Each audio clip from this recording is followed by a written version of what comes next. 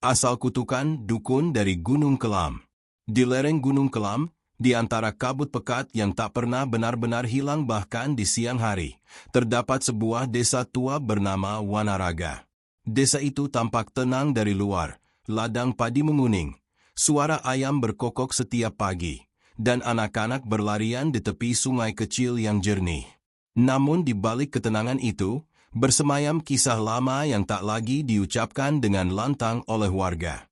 Kisah tentang seorang dukun yang pernah menentang langit dan bumi. Namanya Kiranu, tetapi orang-orang kini hanya mengenalnya dengan satu nama yang menimbulkan bulu kuduk berdiri, Gagak Hitam. Puluhan tahun sebelum desa Wanaraga menjadi seperti sekarang, Kiranu adalah seorang tabib yang dihormati. Ia dikenal bijaksana, mampu menyembuhkan luka, menenangkan roh jahat, dan menolong ibu-ibu yang sulit melahirkan. Rumahnya di tepi hutan, berdiri di bawah pohon beringin besar yang akarnya menjuntai seperti ular raksasa. Di teras rumahnya selalu bertengger seekor gagak yang hitam legam, yang dipanggilnya si Janggur. Burung itu bukan sekadar peliharaan, melainkan sahabat dan penjaga. Namun kehidupan Kiranu berubah sejak kemarau panjang melanda Wanaraga. Tanah retak, sumur kering, dan anak-anak mulai kelaparan. Warga desa mendesaknya untuk memohon hujan, karena mereka yakin ia mampu berkomunikasi dengan alam.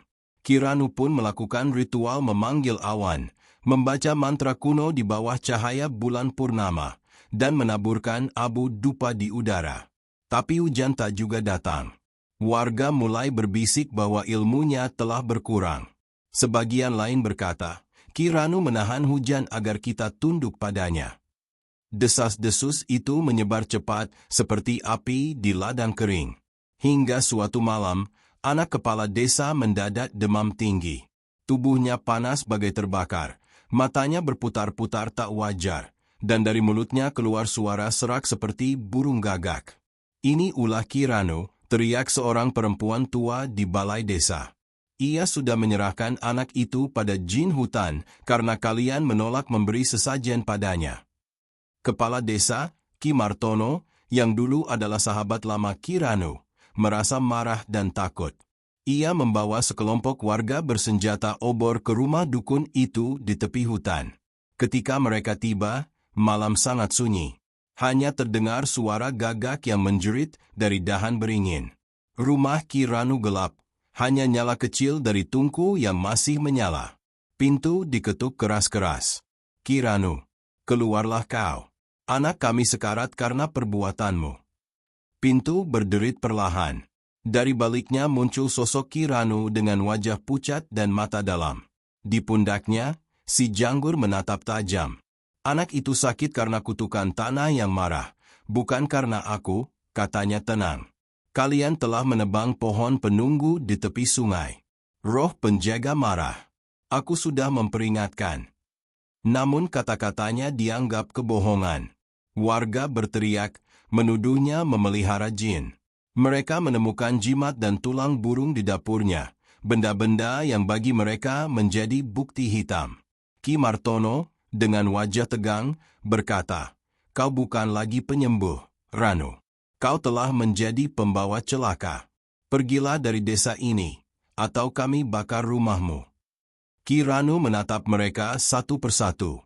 Tidak ada amarah di matanya, hanya luka yang dalam. Ia melangkah mundur, mengelus kepala si Janggur, lalu berbisik dengan suara berat, "Kalian mengusir orang yang melindungi kalian dari kegelapan. Jika itu kehendak kalian, aku akan pergi. Tapi dengarkan sumpahku." Ia menancapkan tongkat hitam ke tanah, dan angin tiba-tiba berhembus kencang. Api obor bergetar, kabut turun menutupi mata mereka.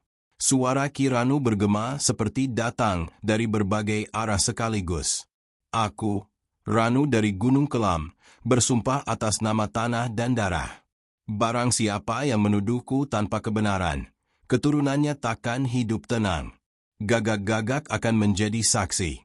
Dan suatu hari, saat bayangan hitam menutupi matahari, aku akan kembali." Petir menyambar beringin di belakang rumahnya. Si Janggur mengepakkan sayapnya keras, dan tiba-tiba seluruh desa mendengar jeritan panjang yang tak seperti suara manusia maupun burung. Ketika kabut mereda, rumah Ki Ranu sudah terbakar, menyisakan abu dan bau belerang yang pekat. Tak ada jasad ditemukan, hanya bulu-bulu gagak yang hangus di antara reruntuhan. Sejak malam itu, hujan pun turun deras, seolah langit menyesali sesuatu. Namun bersama hujan itu, datang pula teror aneh. Setiap kali malam tiba, warga mendengar suara ketukan di jendela, dan bila mereka membuka pintu, seekor gagak hitam akan berdiri di sana, menatap tajam dengan mata merah menyala. Anak-anak bermimpi melihat bayangan dukun berjubah hitam berjalan di tepi sawah. Ibu-ibu mendengar suara orang berdoa dari hutan. Sementara di beringin yang gosong, si janggur sering terlihat bertengger, meski seharusnya ia sudah mati terbakar. Ki Martono mencoba menenangkan warga dengan doa dan sesajen, tapi ketakutan sudah telanjur menyebar. Beberapa bulan kemudian, anak Ki Martono meninggal tanpa sebab, matanya membiru, dan di tubuhnya ditemukan bulu gagak menempel di dada. Sejak saat itu, tak ada lagi yang berani menyebut nama Ki Ranu dengan lantang. Ia menjadi legenda kelam. Tahun demi tahun berlalu. Wanaraga tumbuh lagi, ladang subur, generasi baru lahir. Namun setiap kali angin dari Gunung Kelam berembus membawa aroma belerang, orang-orang tua menutup pintu, membakar dupa, dan berbisik, gagak hitam masih mengintai. Karena bagi mereka, Ki Ranu tak pernah mati. Ia hanya menunggu saatnya untuk kembali menagih sumpahnya, saat darah dari keturunan Wanaraga kembali menodai tanah yang dulu mengusirnya. Dan ketika itu tiba, dunia akan kembali mendengar suara gagak memanggil dari langit kelam. Pengusiran dan sumpah hitam. Malam itu, api masih menjelat sisa rumah yang pernah berdiri kokoh di tepi hutan. Asap tebal menyelimuti udara, menyesakkan napas siapapun yang mendekat. Warga desa Wanaraga, dengan wajah tegang dan tubuh berlumur abu, berdiri berjajar menatap puing-puing yang hangus. Mereka yakin telah mengakhiri kegelapan dengan membakar rumah Ki Ranu. Namun mereka tak tahu, api yang membakar rumah itu tidak hanya memusnahkan kayu dan atap, melainkan membangunkan sesuatu yang jauh lebih gelap, dendam yang abadi. Keesokan paginya, Ki Martono memerintahkan para pemuda menimbun abu rumah Ki Ranu. Tapi di antara arang yang masih hangat, mereka menemukan sesuatu yang tak bisa dijelaskan. Tongkat hitam yang utuh, tak terbakar sedikit pun, berdiri tegak di tengah abu seperti akar yang menolak mati. Di ujungnya, tergantung jimat dari bulu gagak yang belum hangus. Salah satu pemuda mencoba menyentuh tongkat itu. Seketika darah keluar dari ujung jarinya, dan ia berteriak keras sebelum pingsan. "Jangan disentuh. Benda itu milik gagak hitam," seru seorang tetua yang gemetar.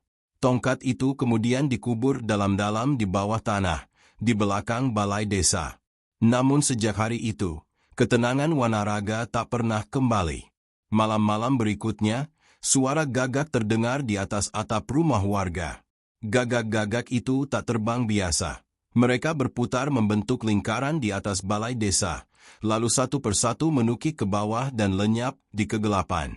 Anak-anak menangis, anjing menyala ke arah hutan, dan para lelaki berjaga dengan obor di tangan. Tapi tak ada yang berani mendekati beringin tempat rumah Ki Ranu dulu berdiri. Di sana, kabut tak pernah pergi, dan bau dupa terbakar selalu tercium entah dari mana asalnya. Beberapa minggu kemudian, seorang petani bernama Sura ditemukan tewas di ladangnya. Tubuhnya kaku dengan mata terbuka lebar, dan di dadanya terdapat bekas cakar panjang, seolah seekor burung besar telah mencengkeramnya. Di tangannya masih tergenggam segenggam bulu hitam yang lengket oleh darah. Warga ketakutan. Mereka tahu tanda itu, tanda kutukan gagak. Ki Martono mencoba mengumpulkan warga dan menenangkan mereka. "Kita sudah mengusir penyihir itu. Ia takkan kembali. Ini mungkin hanya binatang liar." Tapi kata-katanya tak meyakinkan siapapun, bahkan dirinya sendiri. Sebab setiap kali malam tiba, Ia bermimpi melihat Ki Ranu berdiri di ambang pintu rumahnya, dengan mata menyala merah dan si janggur bertengger di bahunya. Dalam mimpi itu, suara Ki Ranu terdengar berat dan dalam. Kau mengkhianati persahabatan kita, Martono. Kau percaya pada ketakutan, bukan pada kebenaran. Sekarang lihatlah, keturunanmu akan menanggung dosamu. Ki Martono terbangun dengan keringat dingin, dan keesokan harinya ia mendapati anak bungsunya demam tinggi. Tubuh bocah itu menggigil tanpa henti, dan dari hidungnya keluar darah segar yang tak bisa dihentikan. Dalam panik, istrinya memohon pada suaminya agar mencari pertolongan dukun lain. Maka mereka mendatangkan Ki Prawira, seorang tabib dari desa seberang yang dikenal sebagai Dukun Putih. Ki Prawira datang dengan wajah tenang dan membawa kendi tanah liat berisi air bunga 7 rupa. Ia memeriksa anak Ki Martono, lalu berkata pelan, "Ini bukan penyakit biasa. Ini kutukan darah. Ada arwah yang menuntut balas. Satu-satunya cara menghentikannya adalah dengan memohon ampun pada tanah tempat ia dikubur." Ki Martono menelan ludah. Ia tahu yang dimaksud Ki Prawira bukan kuburan manusia, melainkan tempat tongkat hitam itu ditanam. Malam itu juga, dengan ditemani Ki Prawira, ia menggali tanah di belakang balai desa. Tanah di sana dingin meski udara kering. Saat sekop menyentuh tongkat hitam itu, bumi bergetar pelan.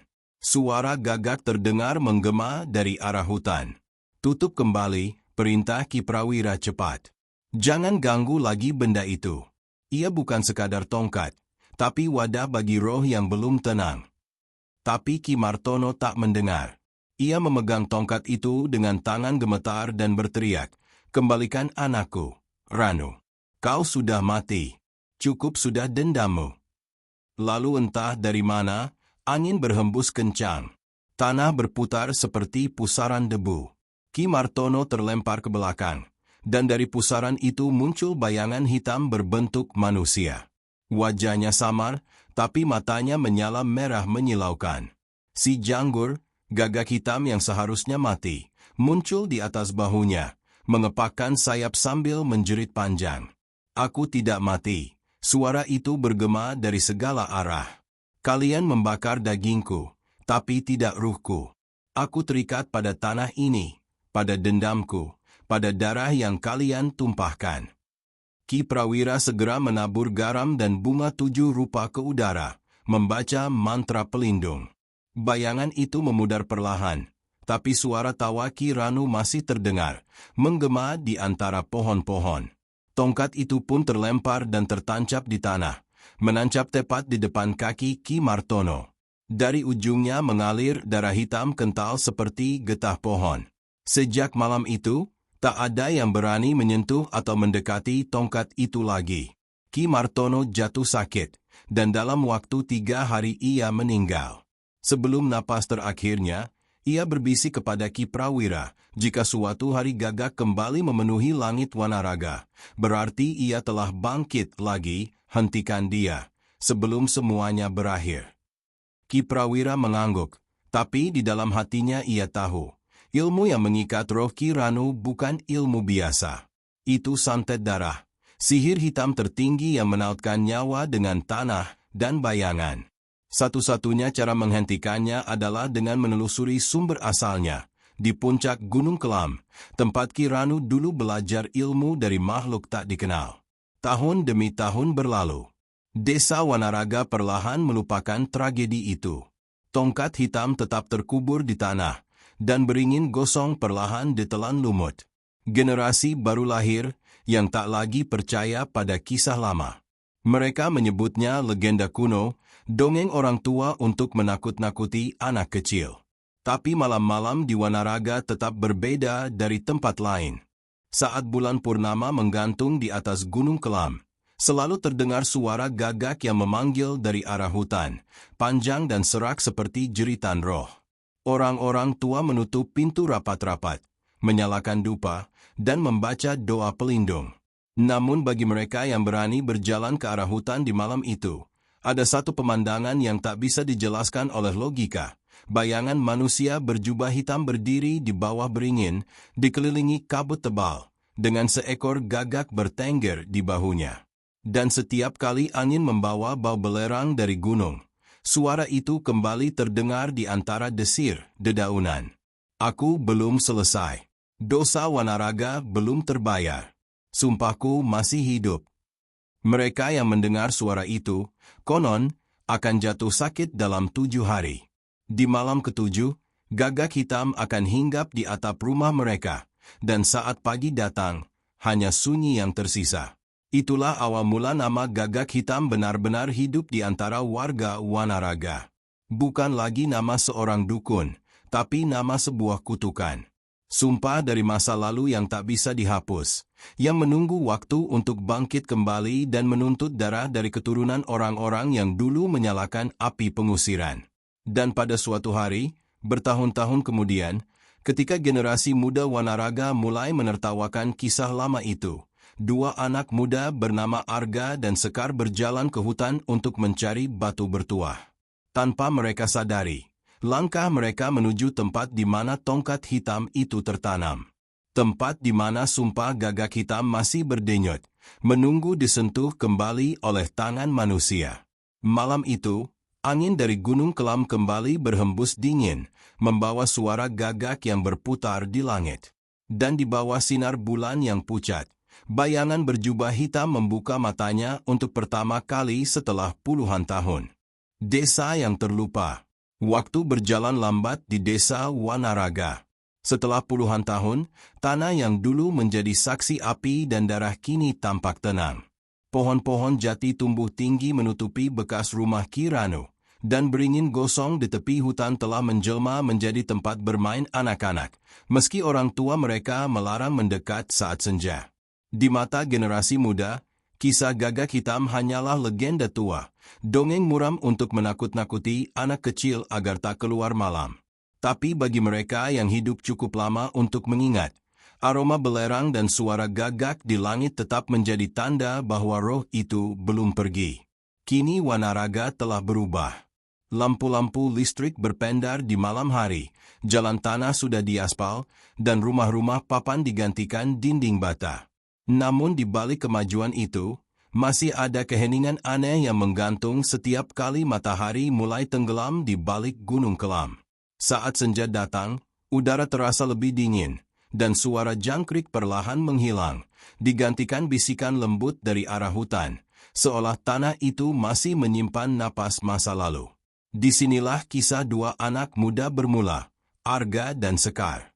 Arga, seorang pemuda berumur 22 tahun, adalah keturunan keluarga tua Wanaraga, cucu dari Ki Martono, sang kepala desa yang dulu mengusir Kirano.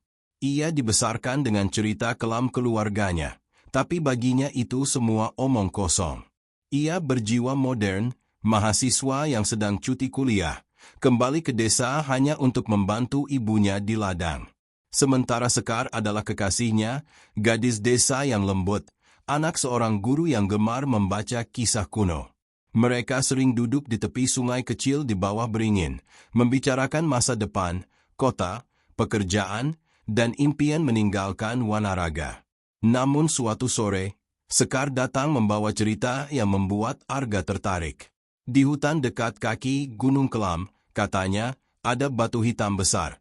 Katanya batu itu bisa membawa keberuntungan.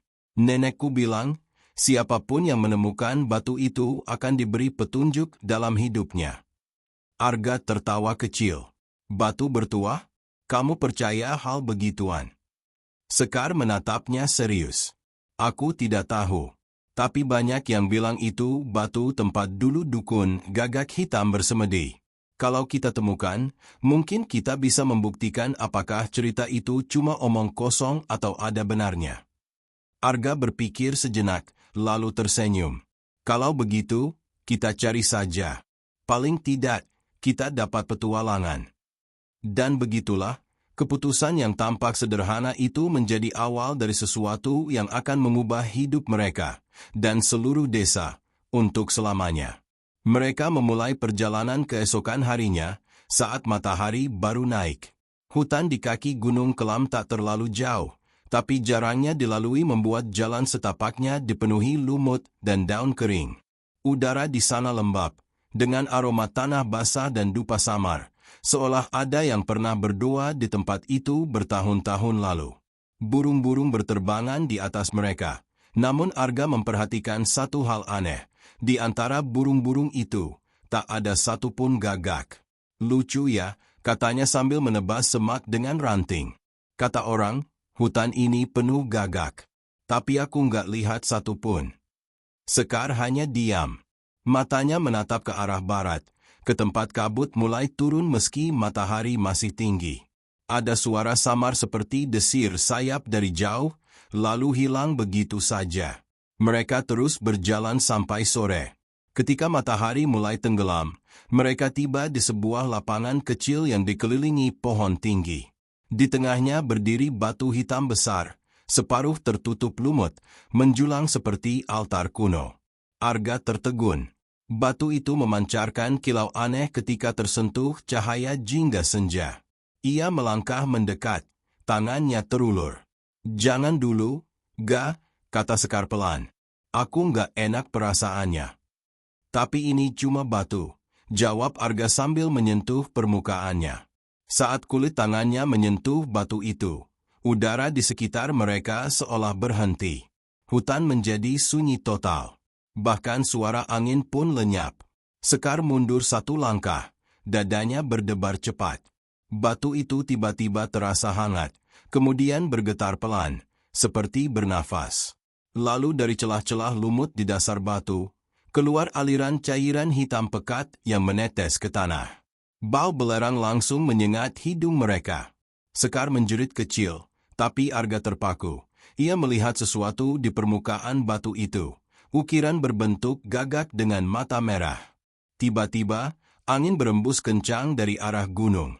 Daun-daun berterbangan, dan di atas kepala mereka, puluhan burung gagak muncul dari balik kabut, berputar-putar dengan suara pekik nyaring. Sekar berlari mendekat ke Arga, menggenggam lengannya erat. "Ga, ayo pergi. Ini bukan tempat biasa." Namun Arga seperti tak mendengar. Matanya menatap kosong ke batu, dan dari bibirnya keluar gumaman aneh, mantra dalam bahasa yang bukan miliknya. Suara itu berat, dalam, seperti berasal dari tenggorokan orang lain. Sekar menatapnya dengan ngeri. "Sira, ingkang wus nyalahi janji, aku rawuh maning, tanah iki dadi saksi." Batu hitam bergetar semakin kuat, dan dari dalamnya terdengar suara retakan panjang. Cahaya merah menyala dari celah-celahnya, membentuk kabut yang berputar di sekeliling mereka. Di tengah pusaran itu, Sekar melihat siluet seseorang, sosok berjubah hitam dengan gagak di bahunya. Ia menjerit, menarik Arga sekuat tenaga. Tapi Arga terjatuh, dan seolah kesadarannya direbut sesuatu. Dalam sekejap, suara Ki Ranu bergema di kepala mereka. "Aku telah menunggu, darah keturunannya kembali ke tanah ini." Sekar menyeret Arga menjauh dari batu itu, berlari sekuat tenaga keluar dari hutan. Ketika mereka akhirnya tiba di tepi desa, langit sudah gelap total. Gagak-gagak masih berputar di atas gunung kelam, membentuk lingkaran besar seperti awan hitam. Dan dari kejauhan, kilatan petir merah menyambar puncak gunung, membuat tanah bergetar halus. Arga pingsan semalaman. Ketika ia terbangun keesokan paginya, tubuhnya panas, dan di lengannya terdapat tanda hitam berbentuk sayap gagak. Ia tak ingat apapun sejak menyentuh batu itu. Sekar menangis ketakutan, menceritakan apa yang terjadi. Tapi saat ia menyebut kata gagak hitam, udara di dalam kamar tiba-tiba menjadi dingin. Lampu padam, dan dari jendela terdengar suara ketukan 3 kali. Tok, tok, tok. Sekar menoleh perlahan. Di luar jendela, seekor gagak hitam berdiri, menatap mereka dengan mata merah berkilat. Malam berikutnya, desa mulai diguncang peristiwa aneh. Seekor sapi ditemukan mati dengan mata tercongkel, dan di tanah tempat darahnya menetes, tumbuh bunga berwarna hitam. Anak-anak kecil mengigau di malam hari, menyebut nama Ki Ranu meski tak pernah mendengarnya sebelumnya. Angin dari arah gunung berembus membawa aroma belerang dan dupa terbakar. Orang-orang tua segera tahu, kutukan itu telah bangkit kembali. Mereka mendatangi rumah Arga, menuntut penjelasan. Arga, yang kini tampak lemah, hanya bisa duduk di tepi ranjang dengan pandangan kosong. Sekar berlutut di sebelahnya, mencoba menenangkan warga. Tapi ketika mereka memaksa masuk ke kamarnya, seorang lelaki tua di antara mereka berteriak ngeri. Di dinding kamar, tergores tulisan hitam seperti jelaga. Sumpah belum lunas. Darah belum terbayar. Warga berhamburan keluar dalam panik. Kepala desa yang baru, Pak Wirya, mencoba menenangkan mereka, tapi ketakutan sudah menyebar. Mereka mulai membicarakan nama lama yang seharusnya tak diucapkan. Nama yang dulu membuat seluruh desa berlutut dalam ketakutan. Gagak hitam, bisik seseorang. Dan di luar, seolah menjawab, terdengar pekikan gagak memecah malam. Suaranya panjang, nyaring, seakan mengguncang tulang. Sejak malam itu, desa Wanaraga tak lagi sama. Dan Arga, tanpa disadari, telah menjadi jembatan antara dunia manusia dan arwah yang terkurung di bawah tanah Gunung Kelam. Arga dan Sekar cinta di ambang neraka. Malam-malam di Wanaraga berubah menjadi sesuatu yang tidak lagi bisa dijelaskan dengan akal sehat. Udara selalu lembab. Angin seolah membawa bisikan yang tak henti-hentinya memanggil nama Arga di sela daun-daun bambu. Warga mulai enggan keluar rumah setelah senja. Lampu minyak dinyalakan lebih awal, jendela ditutup rapat, dan dupa dibakar di setiap sudut rumah. Namun tidak ada yang bisa menghentikan kegelisahan yang merayap di hati mereka. Karena sejak Arga menyentuh batu hitam di kaki Gunung Kelam, sesuatu telah ikut pulang bersamanya. Arga tak lagi sama. Tubuhnya tampak lebih kurus, kulitnya pucat seperti tak pernah terkena matahari. Di bawah matanya muncul lingkar hitam pekat, dan kadang, tanpa sadar, ia berbicara dalam bahasa yang tak dimengerti siapapun. Kadang suaranya berat seperti lelaki tua, kadang berbisik seolah ada dua orang berbicara dari dalam dirinya. Sekar mencoba meyakinkan diri bahwa itu hanya trauma, hanya efek ketakutan. Tapi setiap malam, ketika ia memandangi Arga tidur, dada pemuda itu bergerak aneh, seperti ada sesuatu yang berdenyut di bawah kulitnya, sesuatu yang bukan jantung manusia. Suatu malam, Sekar terbangun karena mendengar suara langkah kaki di luar rumah. Ia menoleh, dan mendapati tempat tidur di sampingnya kosong. Jantungnya berdegup cepat. Ia bangkit, menyalakan lampu minyak, lalu berjalan ke depan rumah. Dari sela pintu, ia melihat Arga berdiri di halaman dengan tubuh kaku. Bulan purnama menggantung di langit, menyoroti wajahnya yang tampak asing. Di bahunya, seekor gagak hitam bertengger diam. Arga, Sekar berbisik, suaranya gemetar. "Kamu ngapain di luar?" Arga tak menjawab. Ia menengadah ke langit, lalu perlahan berkata dengan nada rendah dan berat, "Dia memanggilku. Gunung itu memanggilku kembali." Sekar merinding. "Siapa yang manggil?" Arga menoleh pelan. Matanya kini tak lagi coklat, melainkan merah gelap, seperti bara yang menyala dalam kegelapan. "Gagak hitam," katanya. "Dia butuh tubuhku. Aku keturunannya, darahku bagian dari janjinya." Sekar menjerit kecil dan mundur. Tapi tiba-tiba Arga kembali seperti sadar, menatapnya dengan mata kosong, lalu roboh. Ia pingsan, dan gagak di bahunya terbang pergi, meninggalkan bulu-bulu hitam yang melayang di udara. Keesokan harinya, Sekar membawa Arga ke rumah Ki Prawira, dukun tua yang pernah menolong keluarga Martono puluhan tahun silam. Meski usianya kini lebih dari 80 tahun, Ki Prawira masih tampak kuat, dengan mata tajam yang seolah bisa menembus isi hati manusia. Setelah mendengar cerita Sekar, Ki Prawira terdiam lama.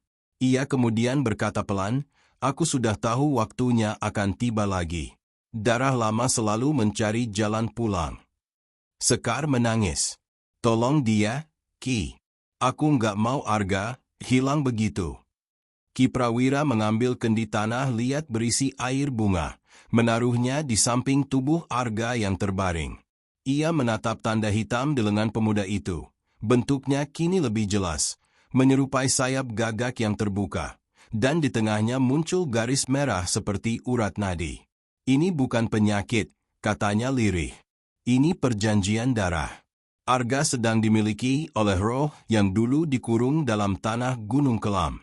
Roh itu menunggu keturunan orang yang mengusirnya untuk menjadi wadah barunya. Sekar menatap Ki Prawira dengan mata sembab. Berarti dia akan mati. Tidak mati, jawab sang dukun. Tapi berubah. Menjadi perantara antara dunia roh dan dunia manusia. Bila itu terjadi, tidak akan ada yang bisa menghentikannya. Ki Prawira kemudian menggambar lingkaran di tanah dengan kapur putih, menyalakan dupa, dan mulai membaca mantra pelindung. Asap memenuhi ruangan, menebar aroma tajam dan getir. Arga menggeliat, tubuhnya menegang. Dari mulutnya keluar suara serak seperti burung gagak yang terluka.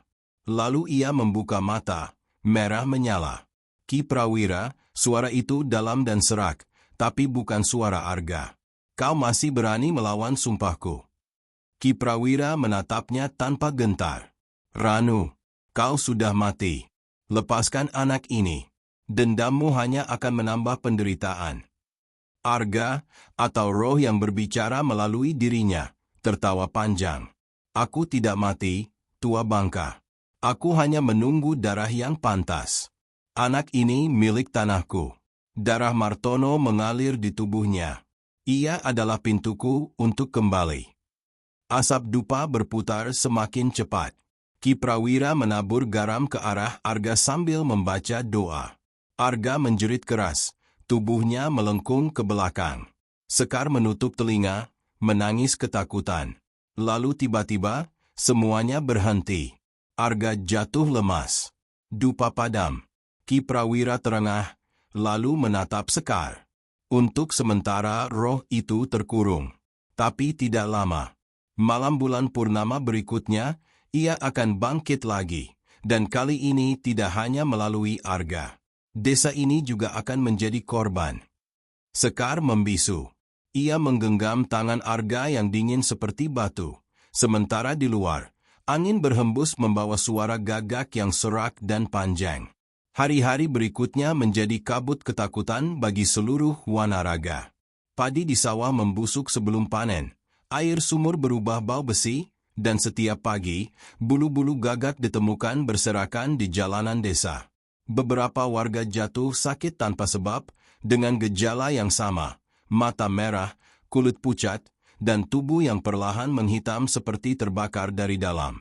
Sekar menolak meninggalkan Arga meski semua orang mendesaknya. Ia percaya masih ada harapan, masih ada cara untuk menyelamatkannya.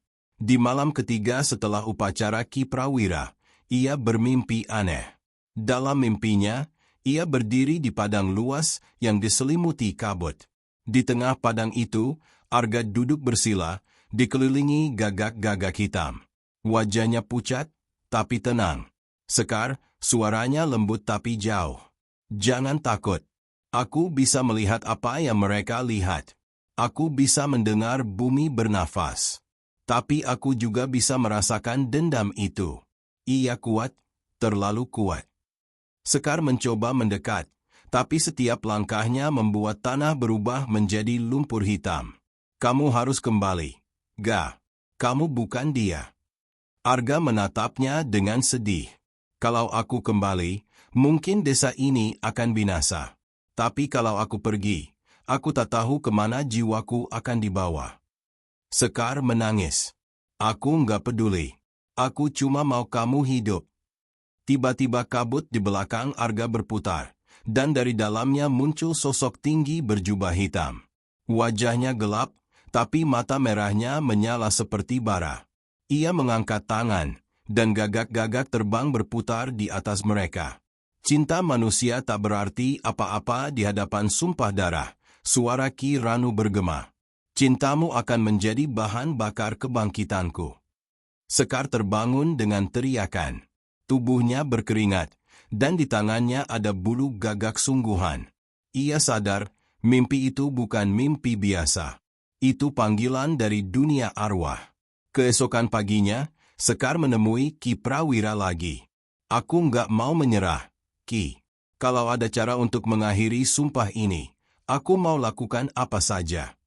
Ki Prawira menatapnya lama, lalu menarik napas berat. Ada satu cara, tapi berisiko besar. Sumpah darah hanya bisa dihentikan dengan persembahan pengganti.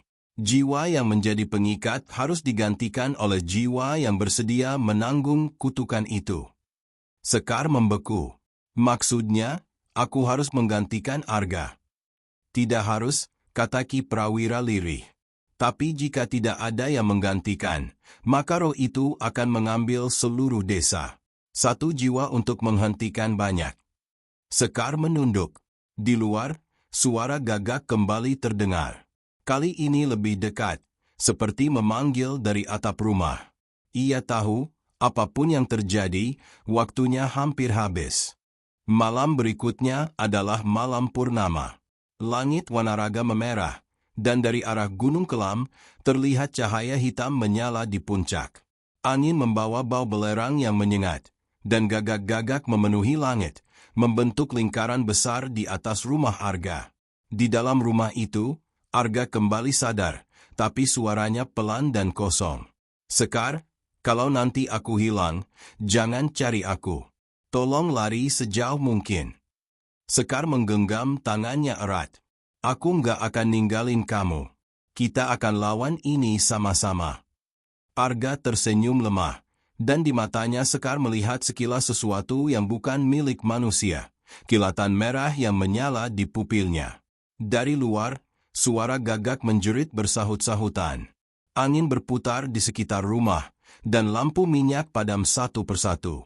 Dan ketika malam benar-benar gelap, dari arah gunung terdengar suara langkah kaki berat, seolah sesuatu sedang bangkit dari dalam tanah. Tanda-tanda kematian saat gagak mulai memakan daging. Fajar di Wanaraga tak lagi berwarna keemasan seperti dulu. Matahari tampak lemah di balik kabut pekat yang menggantung di langit desa. Seolah sinarnya takut menembus awan hitam yang kini selalu berkumpul di atas puncak Gunung Kelam. Tak ada ayam berkokok, tak ada anak kecil bermain di halaman. Semua orang menutup pintu, membakar dupa, dan menggantungkan daun kelor di depan rumah, upaya sia-sia melawan sesuatu yang jauh lebih tua dan jauh lebih lapar dari sekadar roh jahat biasa.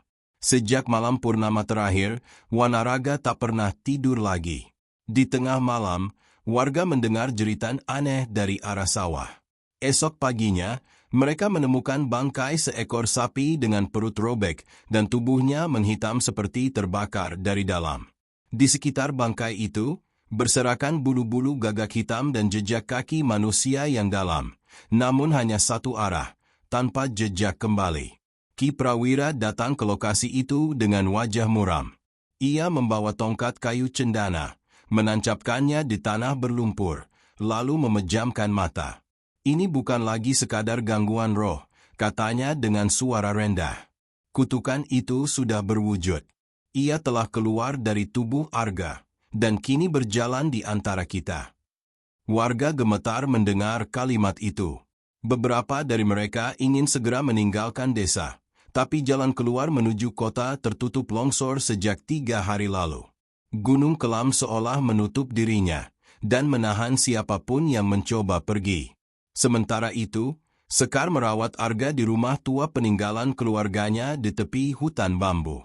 Tubuh Arga kini lebih kurus, kulitnya pucat kebiruan, dan di dadanya muncul urat hitam yang berdenyut pelan seperti akar tumbuhan. Ia sering menggigil di malam hari, berbicara dalam tidur dengan suara yang bukan suaranya sendiri. Kadang ia tertawa, kadang menangis, kadang berbisik nama-nama orang yang tak pernah mereka kenal. Sekar menemaninya tanpa tidur. Setiap kali Arga tersadar, ia mencoba menatap mata Sekar dan memohon, "Jangan biarkan aku keluar malam ini. Kalau aku berjalan dalam tidur, ikat aku." Aku takut menyakitimu. Sekar hanya bisa menangis. Kamu gak akan nyakitin aku. Gak. Aku tahu kamu masih di sana. Tapi jauh di dalam dirinya, Sekar tahu ada sesuatu yang mulai hilang dari Arga. Matanya tak lagi memantulkan cahaya manusia. Kadang, ketika ia tertidur, Sekar melihat bayangan hitam keluar dari tubuh Arga. Sosok burung besar dengan sayap lebar, matanya menyala merah, paruhnya meneteskan darah. Gagak itu menatap Sekar dengan mata manusia, mata Arga. Pada malam ketujuh setelah purnama, Sekar mendengar ketukan di pintu.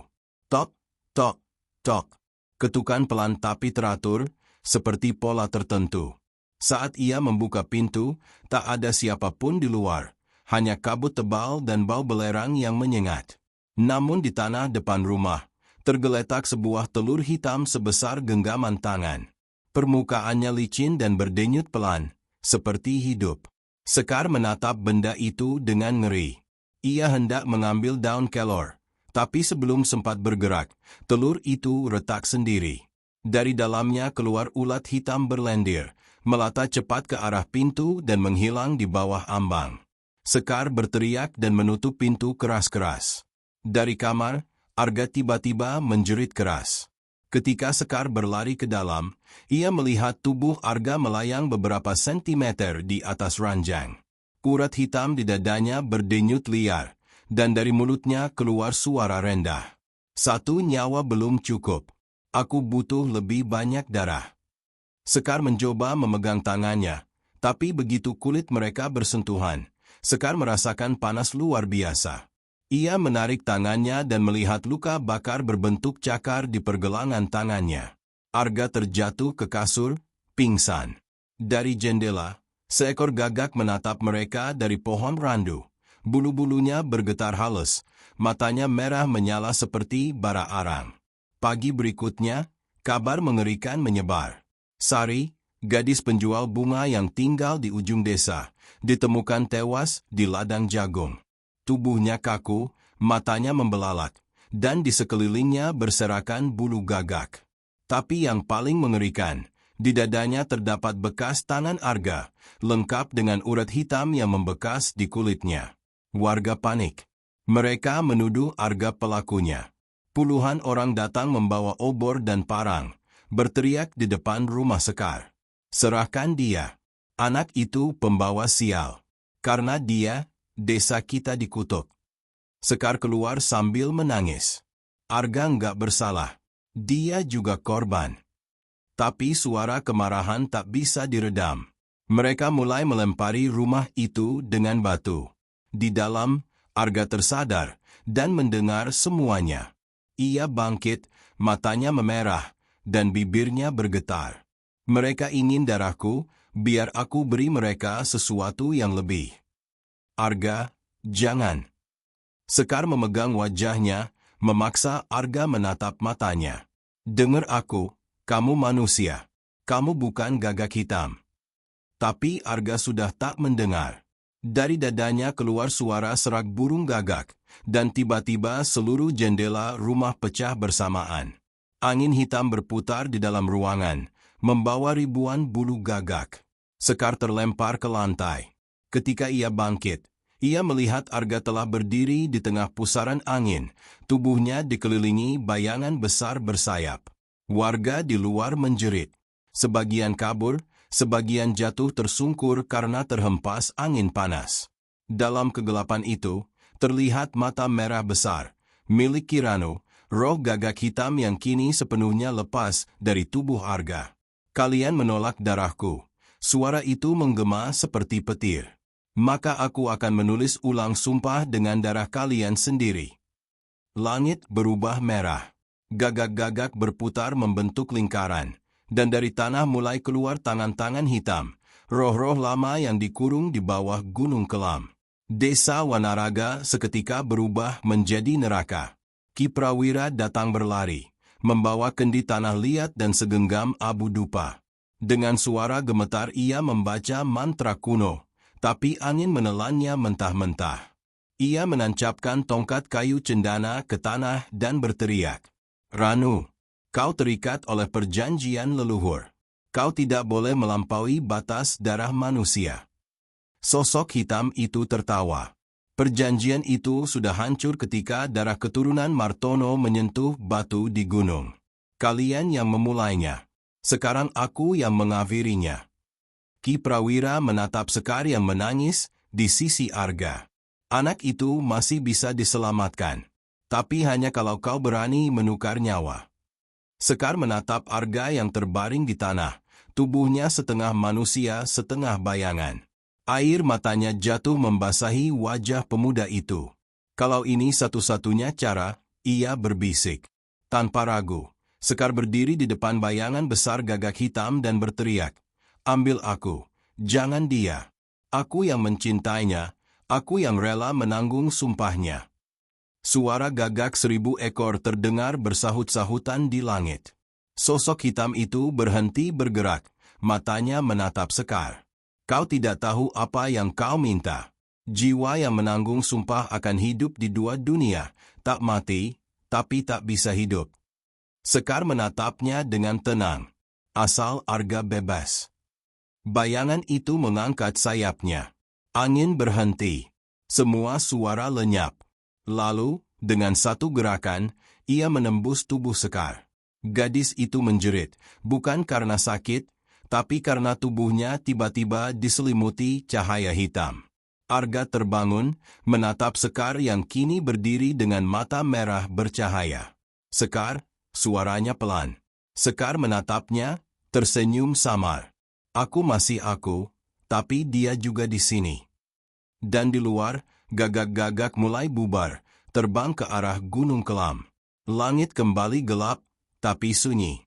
Hanya satu gagak yang tertinggal, duduk di atap rumah, menatap mereka berdua sebelum menghilang di balik kabut. 3 hari setelah kejadian itu, Desa Wanaraga kembali tenang. Warga tak lagi melihat gagak, tapi udara tetap berat, dan setiap malam ada aroma dupa yang samar. Ki Prawira menatap ke arah rumah Sekar dan Arga dari kejauhan. "Roh itu belum pergi," katanya lirih. "Ia hanya berpindah wadah." Sekar kini adalah jembatan antara dua dunia. Dan selama ia hidup, gagak hitam tidak akan mati. Dari balik jendela, Sekar menatap puncak Gunung Kelam. Di dalam dirinya, suara Ki Ranu berbisik pelan. Cinta dan dendam tak pernah bisa hidup berdampingan. Suatu saat, salah satunya harus mati. Sekar memejamkan mata, menggenggam tangan Arga yang tidur di sampingnya.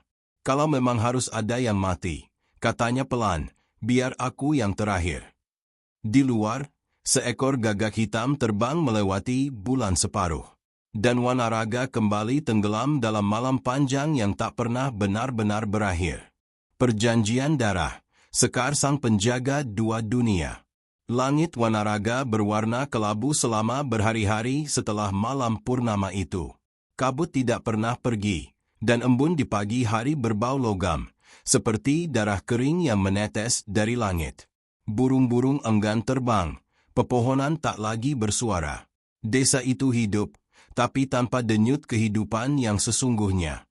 Dan di tengah keheningan itu, Sekar menjadi sosok yang paling ditakuti sekaligus dikasihani oleh penduduk. Sejak malam ia menukar jiwanya demi menyelamatkan Arga, Sekar berubah. Ia masih tampak seperti manusia, kulitnya pucat, rambutnya hitam legam, matanya bening, tapi di balik itu ada sesuatu yang tak kasat mata. Setiap kali ia lewat, angin berhenti sejenak. Daun-daun berhenti bergoyang, bahkan anjing-anjing desa meringkuk tanpa berani menggonggong. Di tubuhnya kini bersemayam roh Ki Ranu, sang gagak hitam, entitas kuno yang pernah dikurung di bawah Gunung Kelam. Ki Prawira, satu-satunya orang yang tahu kebenaran itu, kini tinggal di gubuk kecil di tepi hutan. Ia sering melihat Sekar berjalan sendiri ke arah gunung setiap malam, mengenakan kain putih panjang dan membawa kendi tanah liat. Kadang ia berdiri lama di tebing, menatap puncak yang diselimuti kabut. Kadang ia bicara pelan, seolah berdialog dengan udara. "Aku tahu kau belum tidur, Ranu," katanya suatu malam. "Tapi jangan pernah kau coba bangkit lagi. Aku tidak akan biarkan kau menyentuh mereka. Suara dalam dirinya menjawab lirih, bergung seperti dari dalam sumur. Kau tak bisa menahan darah. Aku bagian darimu kini. Kalau manusia berdosa, maka roh pun haus akan keadilan. Sekar menggenggam kendi itu erat-erat. Keadilanmu hanya membunuh. Aku tak akan biarkan. Dari arah hutan, seekor gagak hitam besar melintas rendah. Suara kepaknya berat, seperti guntur di langit. Sekar menatapnya tanpa gentar, tapi di matanya ada rasa takut, bukan kepada roh, tapi kepada dirinya sendiri. Ia tahu, setiap kali ia marah, sesuatu di dalam dirinya ikut bangkit. Kadang, tanpa sadar, bayangannya di tanah berubah bentuk menjadi seekor burung bersayap lebar, dengan mata merah menyala. Sementara itu, Arga mulai membaik secara fisik, tapi jiwanya hancur. Ia tak lagi berani menatap mata Sekar terlalu lama.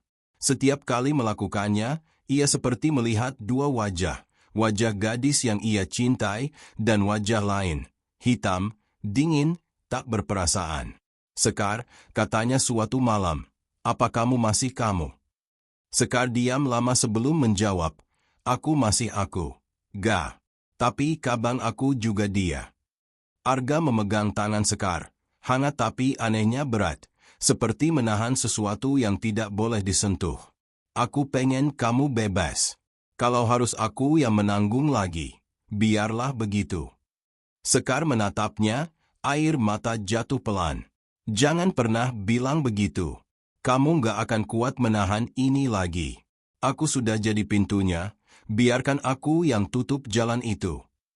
Mereka berdua duduk diam di beranda, di bawah cahaya bulan yang separuh.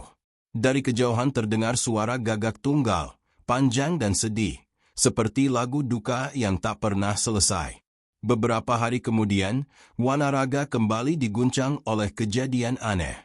3 anak muda ditemukan pingsan di tepi sungai dengan kulit dingin dan urat hitam di leher mereka. Tidak ada luka luar, tapi napas mereka berat dan mata mereka kosong. Ki Prawira memeriksa, dan wajahnya berubah pucat. Ini tanda roh lapar, katanya. Ada sesuatu yang menuntut persembahan lagi.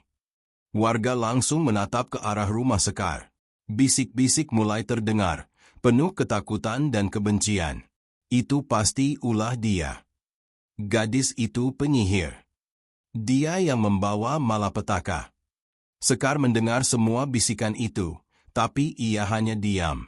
Malamnya, ia pergi sendirian ke tepi sungai tempat ketiga pemuda itu ditemukan. Airnya berwarna keabu-abuan, dan di permukaannya mengambang bulu-bulu gagak. Ia jongkok, menyentuh air itu, dan merasakan sesuatu seperti denyut nadi. Hidup, tapi bukan kehidupan manusia. Kau lihat, Sekar, suara Ranu berbisik di dalam pikirannya. Manusia selalu takut pada apa yang tidak mereka mengerti. Mereka menyebutku jahat, tapi siapa yang lebih kejam? Roh yang lapar atau manusia yang menolak menebus dosa leluhurnya? Sekar menahan napas.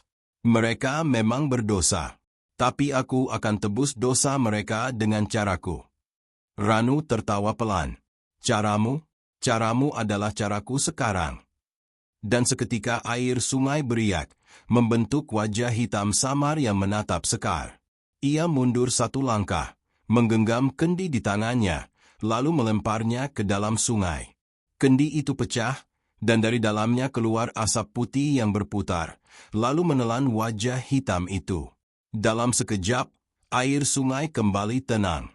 Tapi Sekar terjatuh ke tanah, lemas, tubuhnya gemetar, darah mengalir dari hidungnya. Beberapa hari setelah kejadian itu, Ki Prawira datang ke rumah Sekar. Wajahnya tampak tua, jauh lebih tua dari sebelumnya. Sekar, waktumu gak banyak, katanya pelan. Tubuhmu manusia, tapi roh di dalammu bukan. Setiap kali kau lawan dia, jiwamu terkikis. Sekar tersenyum lemah. Aku tahu, Ki. Tapi kalau aku berhenti, dia akan kembali menghancurkan desa. Ki Prawira menatapnya penuh iba. Mungkin sudah saatnya kau pilih jalan lain. Sekar menatap keluar jendela. Di kejauhan, puncak Gunung Kelam tertutup kabut merah. Kalau memang harus berakhir, biar aku yang mengakhiri. Malam itu, Sekar berjalan sendirian menuju gunung. Kain putihnya berkibar di antara kabut, kakinya menapaki jalan setapak yang sepi. Ia mendengar bisikan-bisikan dari pepohonan, suara orang-orang yang mati di masa lalu, korban sumpah darah yang tak pernah ditebus. Jangan ke sana. Dia akan mengambilmu. Kau miliknya sekarang. Tapi Sekar terus berjalan. Di puncak, ada batu hitam besar yang dulu disentuh Arga, batu yang menandai tempat Ki Ranu dikurung berabad-abad lalu.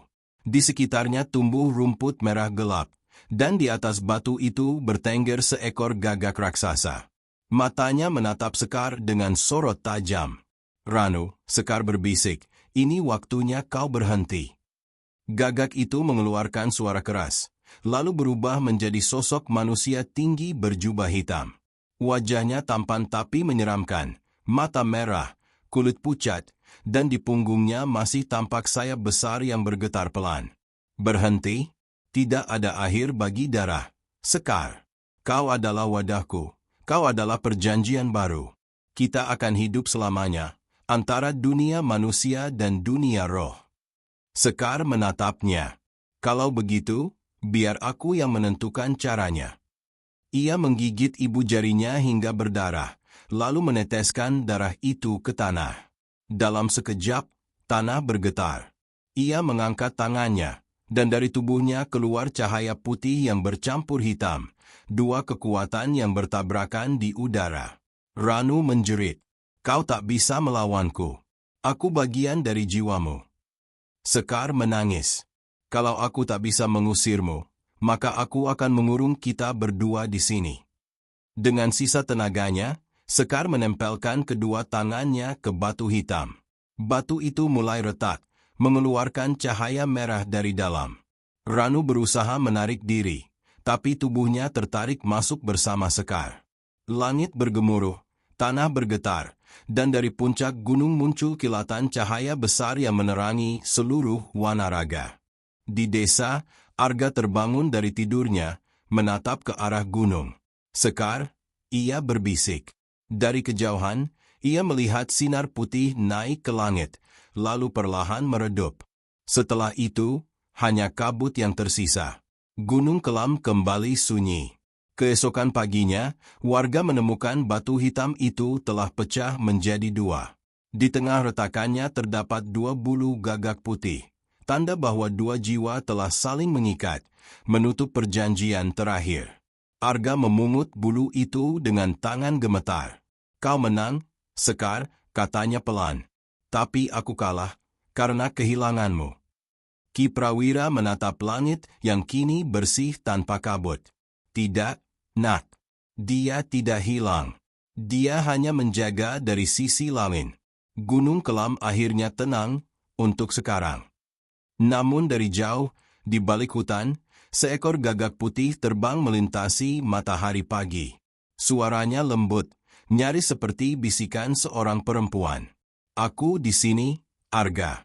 Aku akan menjaga Wanaraga, sampai dunia benar-benar damai." Dan suara itu lenyap di bawah angin. Malam tumbalnya, darah di bawah bulan purnama. Malam itu, bulan purnama menggantung sempurna di atas puncak Gunung Kelam. Cahaya putihnya menembus kabut tipis yang menggantung di atas lembah, membentuk siluet pepohonan yang melengkung seperti tangan-tangan raksasa. Desa Wanaraga tampak sunyi, tak ada suara jangkrik, tak ada angin, seolah seluruh alam menahan napas. Hanya satu rumah yang tampak menyala dari kejauhan, rumah tua di tepi hutan, milik Ki Santosa, guru sekaligus tetua desa yang tersisa. Di dalamnya, Raka dan Laras duduk berlutut di hadapan meja berisi dupa, air bunga, dan kitab kuno beraksara Jawa yang lusuh. Ritual ini, suara Ki Santosa bergetar, bukan untuk menyerang. Ini hanya untuk menutup jalan arwah Ki Ranu agar tak bisa menyentuh kalian lagi.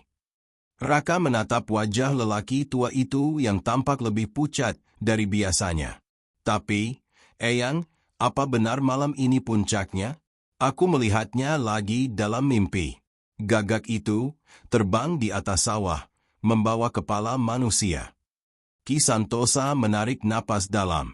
Ia tahu, sejak purnama lalu, setiap malam Raka bermimpi sama, kabut, darah, dan suara gagak berteriak di atas beringin.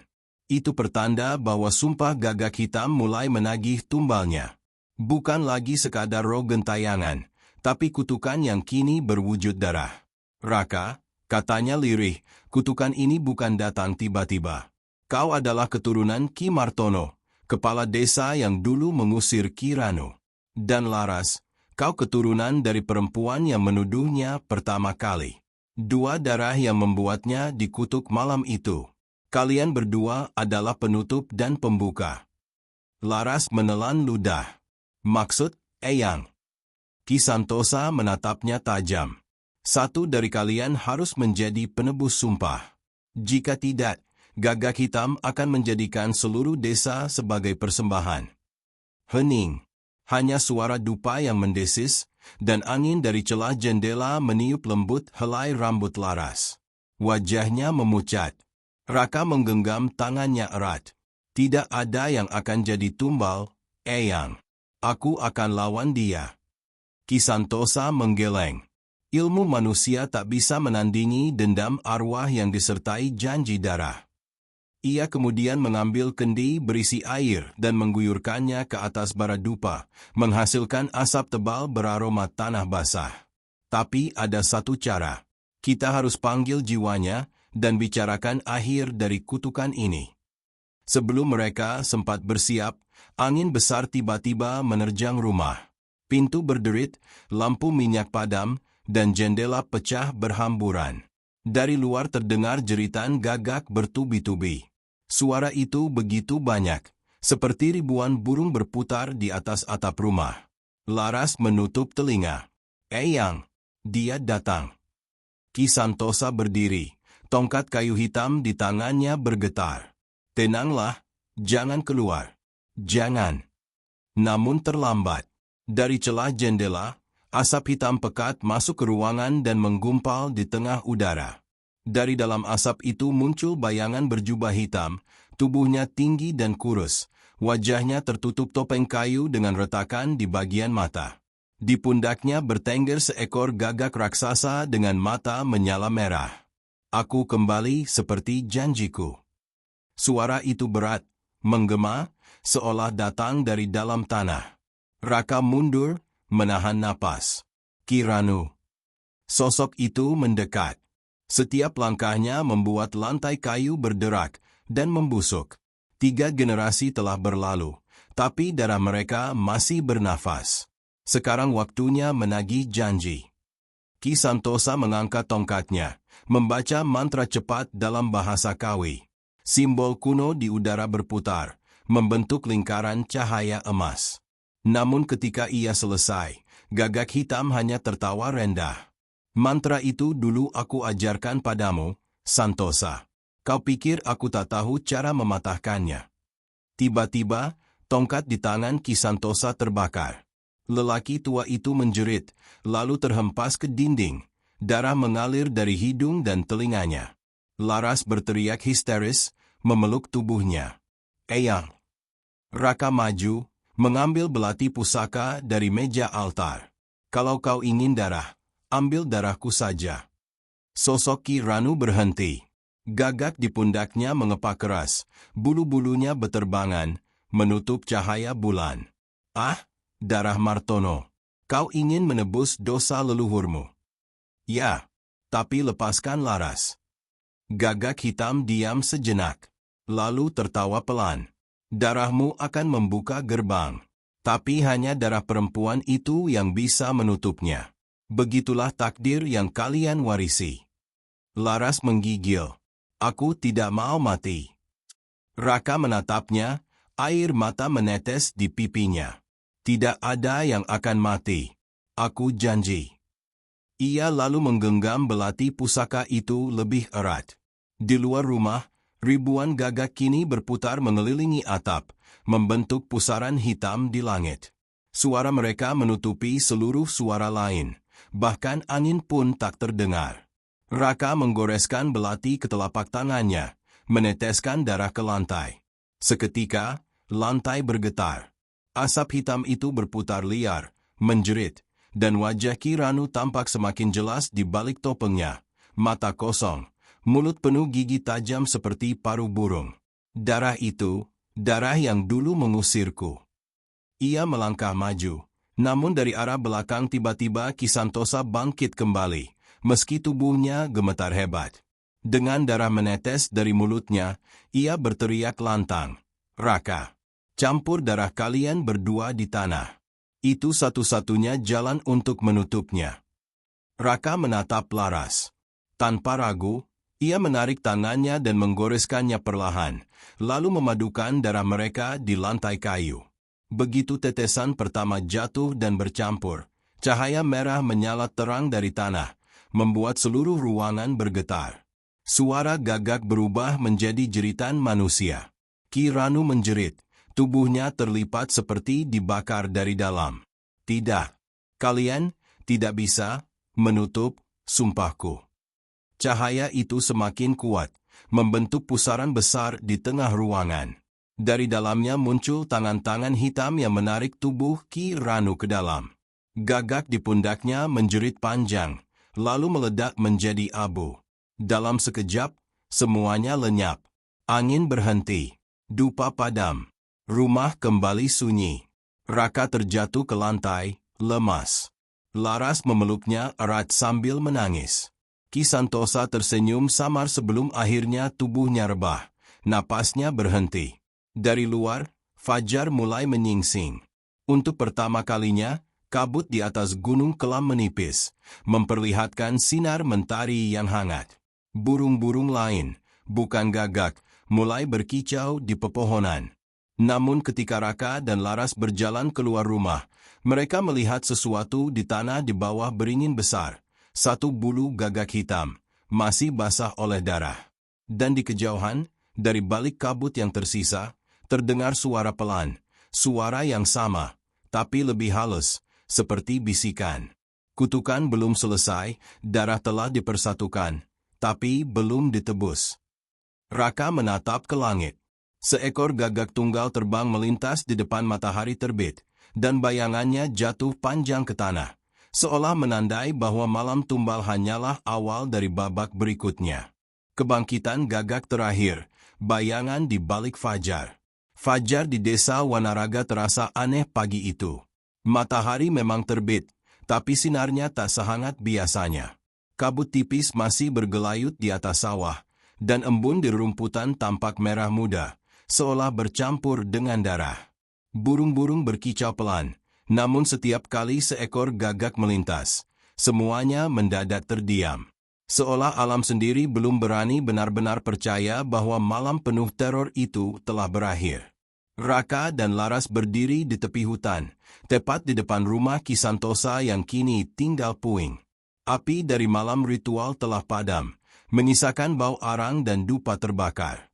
Di bawah beringin besar yang hitam gosong, mereka menatap tanah yang retak, tempat darah mereka dulu menetes dan bercampur.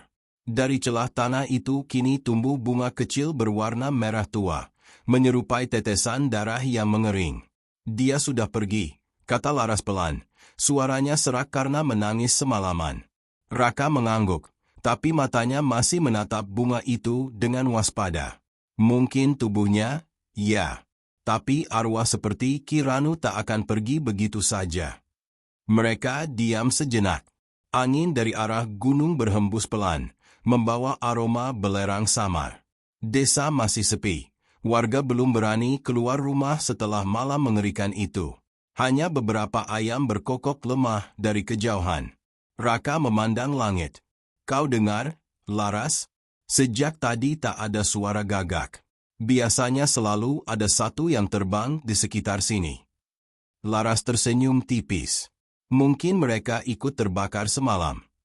Namun saat kata-kata itu terucap, dari arah puncak gunung terdengar suara pekikan gagak tunggal, panjang dan berat, seperti teriakan dari dunia lain. Mereka berdua saling berpandangan, dan dada mereka seolah bergetar oleh gema suara itu. Itu dia, bisik Raka. Gagak terakhir. Pembesaran bulan sabit. Beberapa jam kemudian, kabar kematian Ki Santosa menyebar ke seluruh Wanaraga. Warga datang berduyun-duyun, menangis dan berdoa di depan puing rumahnya. Banyak yang berterima kasih karena merasa lelaki tua itu telah mengakhiri teror Gagak Hitam. Namun ada juga yang berbisik takut, mengatakan bahwa tubuh Ki Santosa ditemukan tanpa bayangan, seolah sinar matahari enggan menyentuhnya. Laras duduk di dekat makam yang baru digali di tepi hutan. Raka menunduk di sampingnya, memegang sebilah belati yang kini berkarat, bekas pusaka yang mereka gunakan malam itu. Kita tak bisa tinggal di sini, katanya pelan. Kutukan itu akan mencari kita lagi. Laras menggenggam tangannya. Kalau kita pergi, desa ini tak punya pelindung lagi. Ki Santosa sudah mati. Kalau Gagak Hitam kembali, siapa yang akan menghentikannya? Sebelum Raka sempat menjawab, tanah di sekitar makam bergetar halus. Seekor gagak hitam turun dari langit dan hinggap di batu nisan.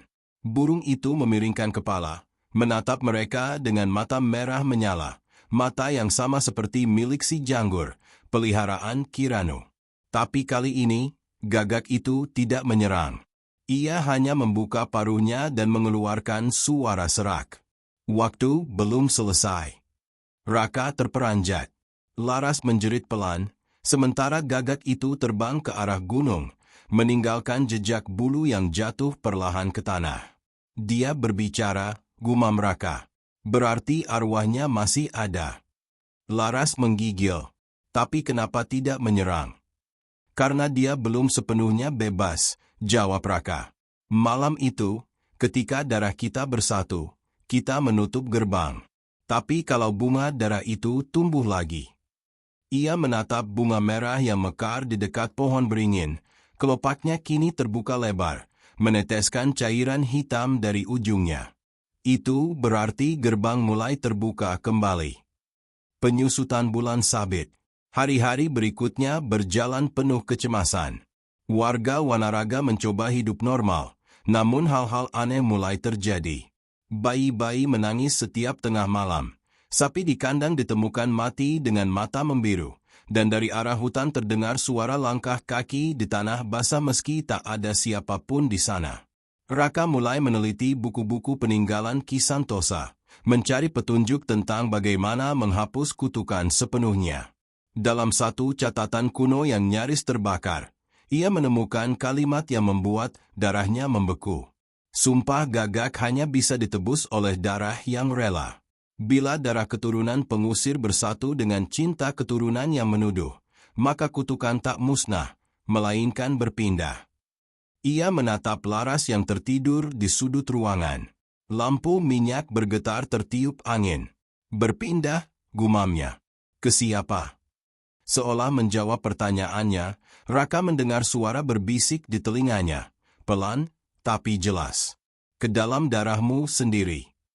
Ia menoleh cepat, tapi tak ada siapapun. Hanya bayangan dirinya di kaca jendela, namun matanya tampak lebih gelap dari biasanya. Sejak malam itu, Raka mulai berubah. Ia sering melamun di tepi beringin, mendengarkan suara gagak dari kejauhan. Kadang bibirnya bergerak, seperti mengulang mantra yang tak terdengar.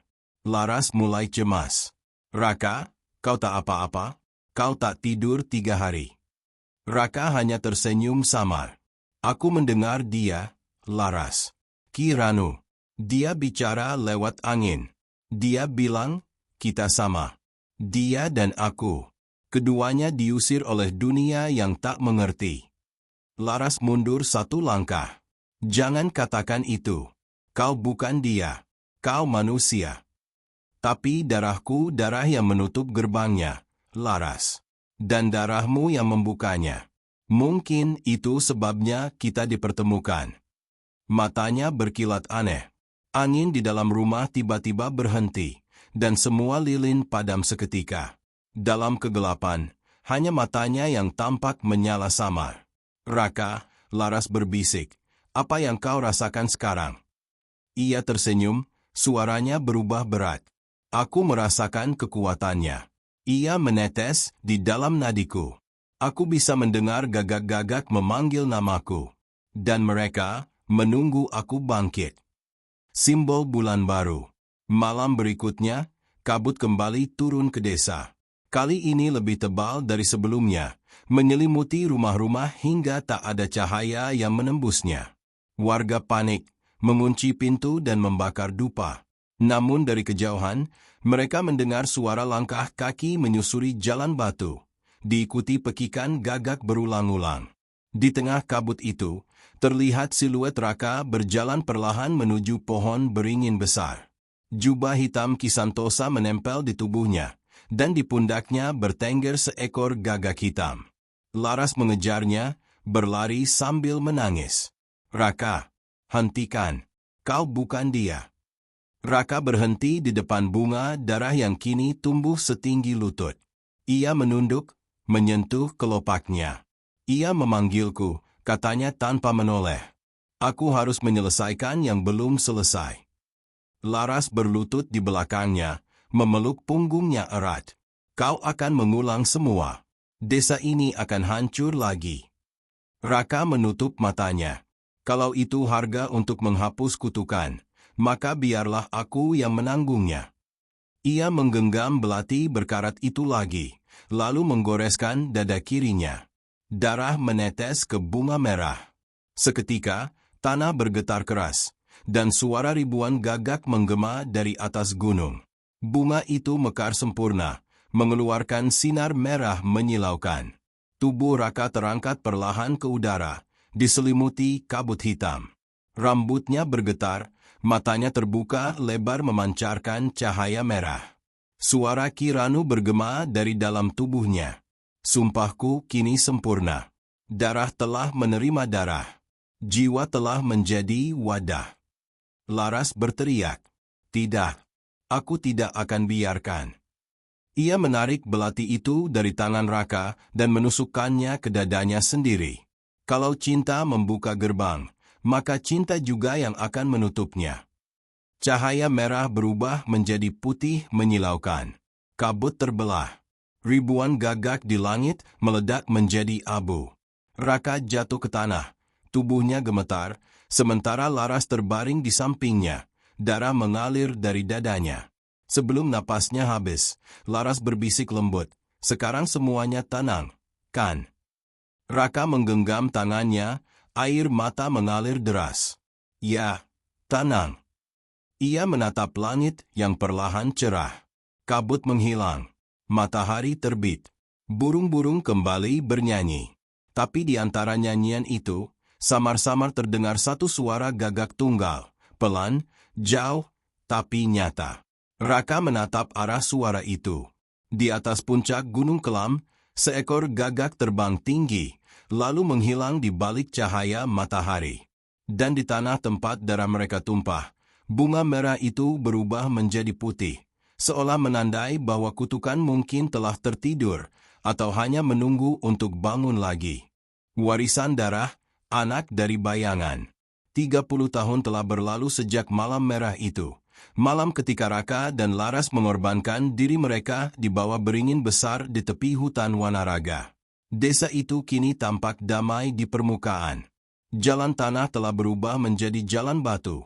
Rumah-rumah kayu berganti tembok bata, dan anak-anak berlari tanpa tahu kisah kelam yang mengendap di balik sejarah tanah mereka. Namun orang-orang tua masih berbisik pelan setiap kali fajar diselimuti kabut, atau saat seekor gagak hinggap di atap rumah. Mereka tahu, kutukan tidak pernah benar-benar mati. Di rumah tua yang dulu milik Raka, kini tinggal seorang pemuda bernama Ardan, anak yang lahir tanpa ayah dan ibu. Ia dibesarkan oleh Mak Darmi, penjaga pura yang sudah renta. Tidak ada yang tahu siapa orang tua Ardan sebenarnya, namun banyak yang berbisik bahwa ia ditemukan bayi di depan pintu pura, dibungkus kain hitam dan di dadanya tertempel bulu gagak. Ardan tumbuh menjadi anak yang pendiam. Matanya tajam, dan setiap kali ia marah, burung-burung di langit akan terbang menjauh. Ia sering bermimpi tentang kabut, suara gagak, dan seorang perempuan berwajah pucat yang memanggil namanya dari balik pepohonan. Suatu malam, ketika Ardan berumur 17 tahun, ia terbangun karena mendengar suara ketukan di jendela. 3 kali ketukan, pelan tapi berat.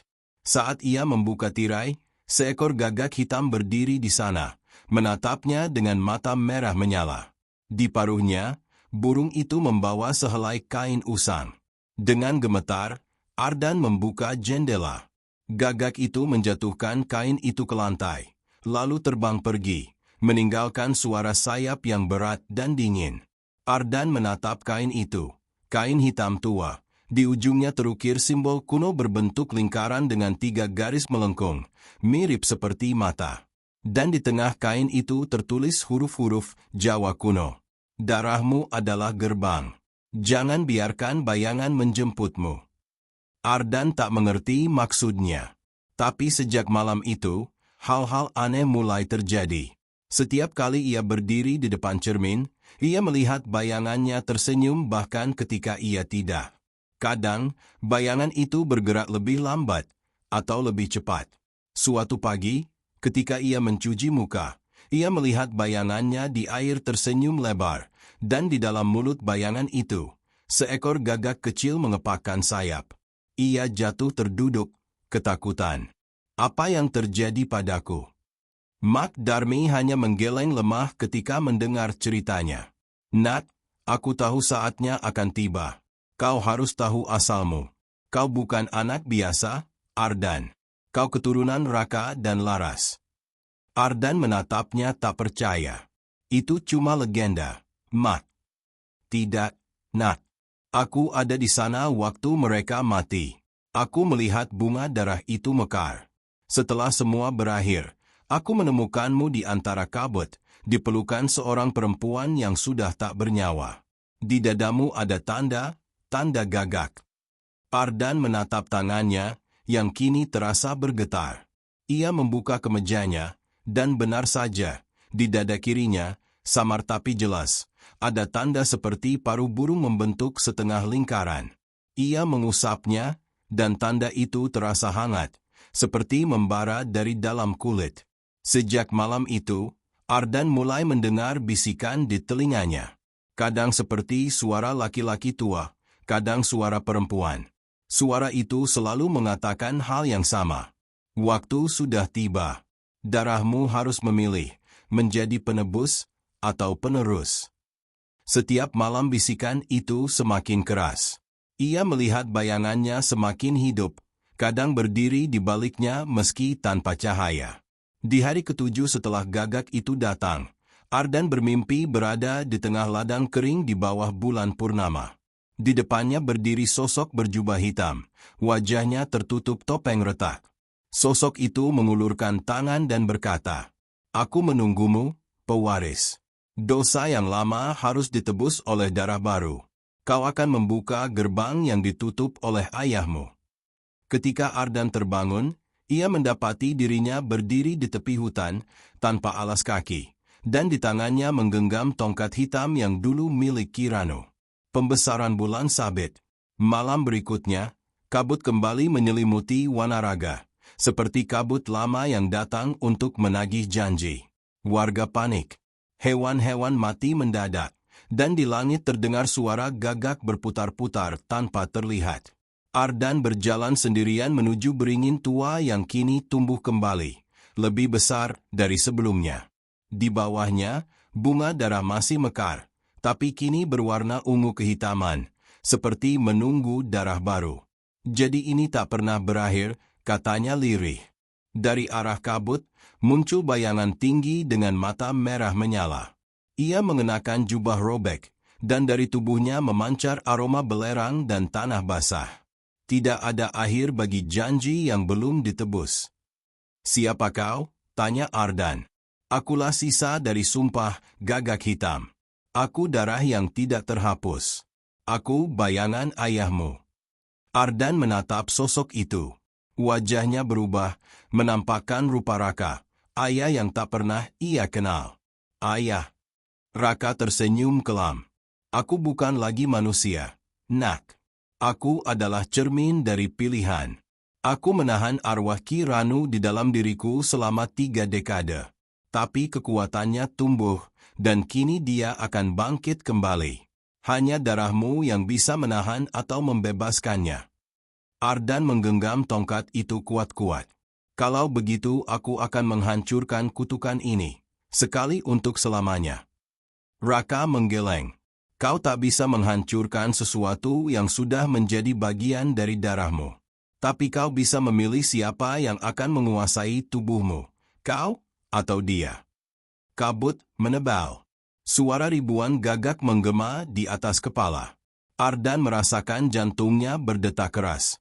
Tanda di dadanya menyala merah.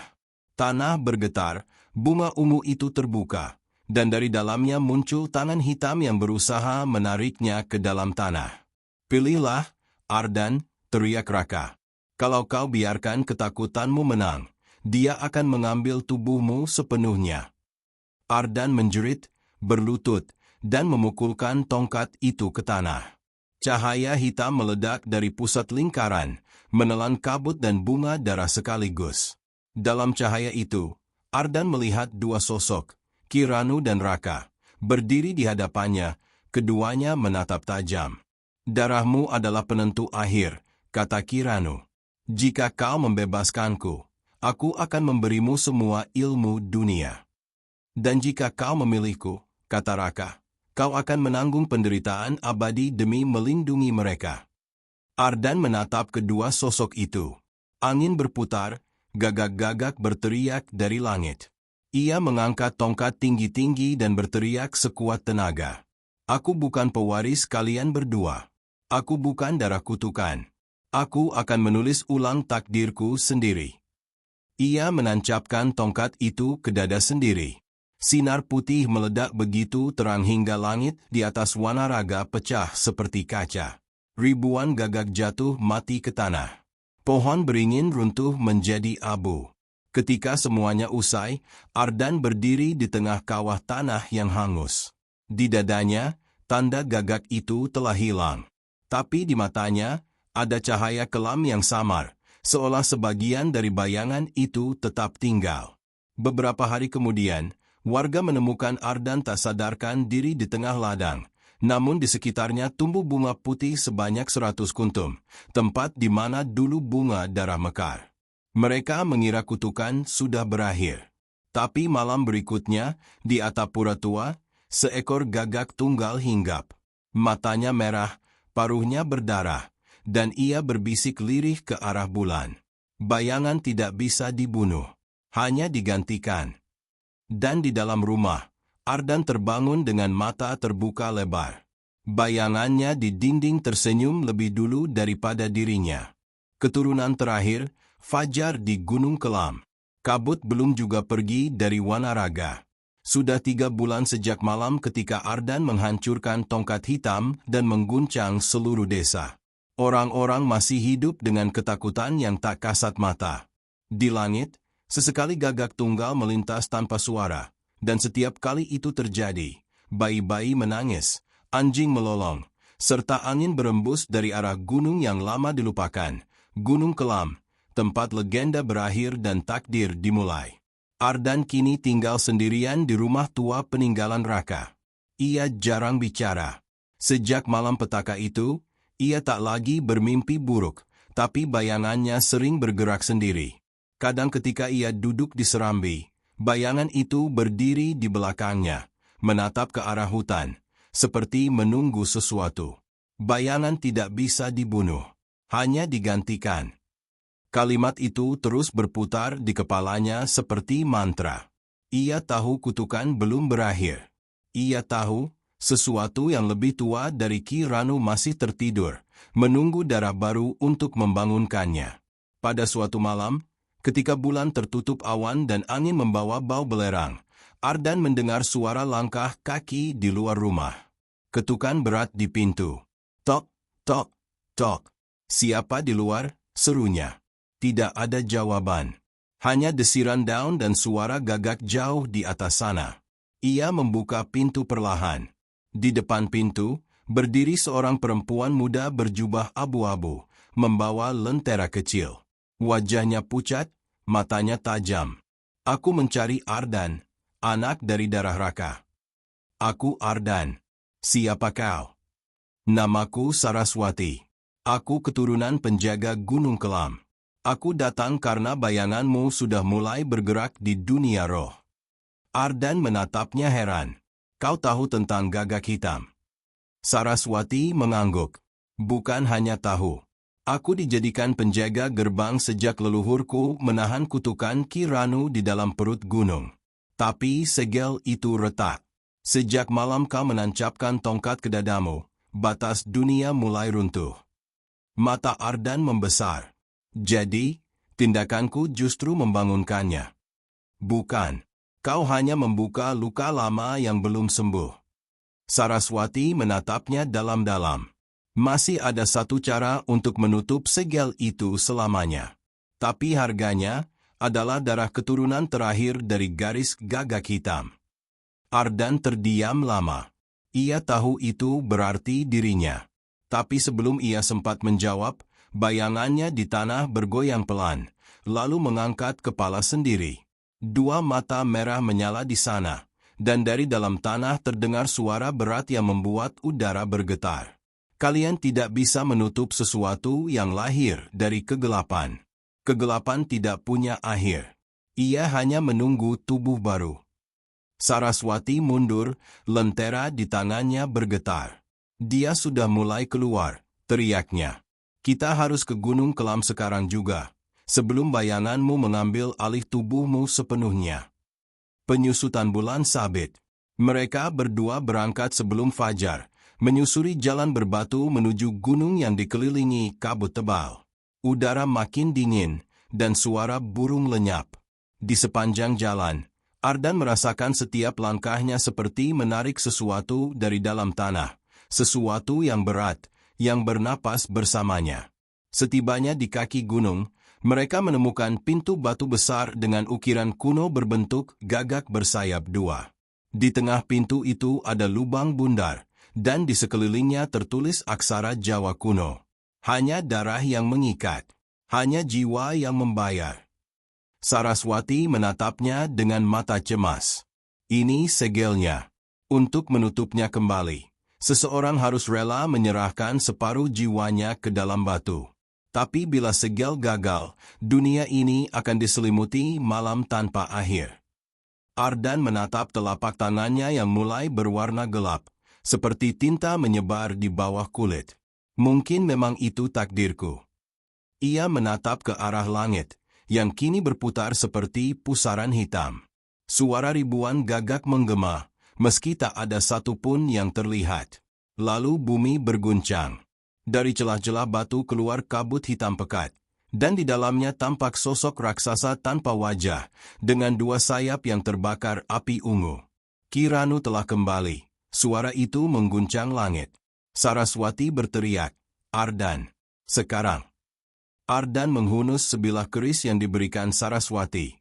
Bilahnya berwarna perak, namun berdenyut seperti hidup.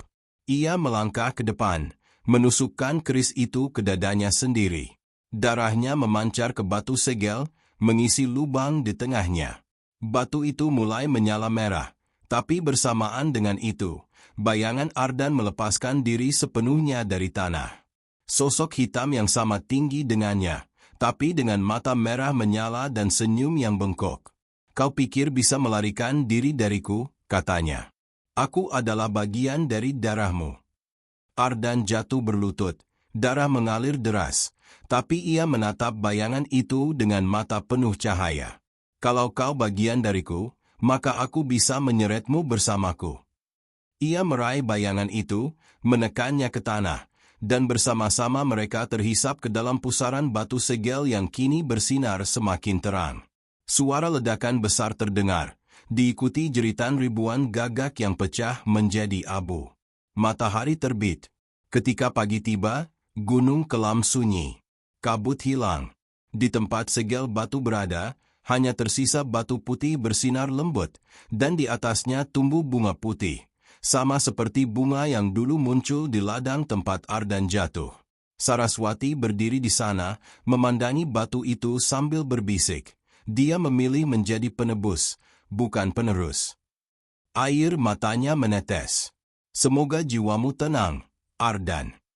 Tapi ketika angin bertiup, daun-daun bergerak aneh.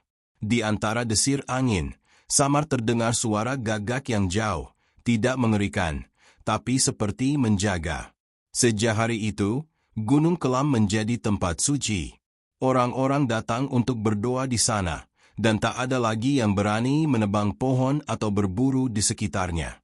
Namun, 2 dekade kemudian, seorang anak laki-laki dari desa Wanaraga ditemukan bermain di kaki gunung. Ia menemukan batu kecil berukir mata gagak, dan ketika disentuh, batu itu berdenyut hangat. Anak itu tersenyum, menatap ke arah langit, dan seekor gagak putih hinggap di pundaknya. Kegelapan tak selalu jahat, katanya lirih. Kadang, ia hanya menunggu seseorang yang tahu bagaimana menyalakan cahaya di dalamnya. Dan dari kejauhan, di balik pepohonan, bayangan panjang bergerak perlahan mengikuti langkah anak itu, bukan untuk memangsa, tapi untuk menuntun.